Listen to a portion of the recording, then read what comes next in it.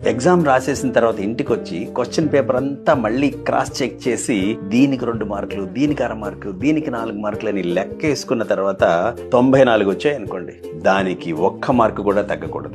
ఎక్కువేమీ అక్కర్లేదు. అసలు ఎగ్జామ్స్ లో ఆన్సర్స్ రాస్తే ఎలా ఉండాలో తెలుసా?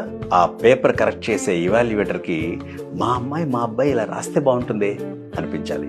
మనం రాసిన ఆన్సర్స్, ఆ హ్యాండ్ రైటింగ్ చూస్తే ఎలా అనిపించాలంటే, వీడికి ఎవరికో ఈ సబ్జెక్ట్ అంటే చాలా ఇష్టం అలా ఉంది, ఈ స్టూడెంట్ ఎవరికో లైఫ్ లో చాలా పెద్ద పెద్ద గోల్స్ ఉన్నట్టున్నాయే అనిపించాలి. ఆ సబ్జెక్ట్ టీచరే ఆ పేపర్ ఇవాల్యుయేట్ చేస్తాడు కాబట్టి ప్రపంచంలో ఏ టీచర్ కైనా సరే ఆ సబ్జెక్ట్ అంటే వాళ్ళ మాలిన ప్రేమ ఉంటుంది. అదే సబ్జెక్ట్ ని మీరు మంచి కంటెంట్ తో, మంచి హ్యాండ్ రైటింగ్ తో రాస్తే ఏమనిపిస్తుందంటే, ఓహో నా ఫేవరెట్ సబ్జెక్టే ఈ స్టూడెంట్ కూడా ఫేవరెట్ సబ్జెక్ట్ లా ఉందే అనిపిస్తుంది.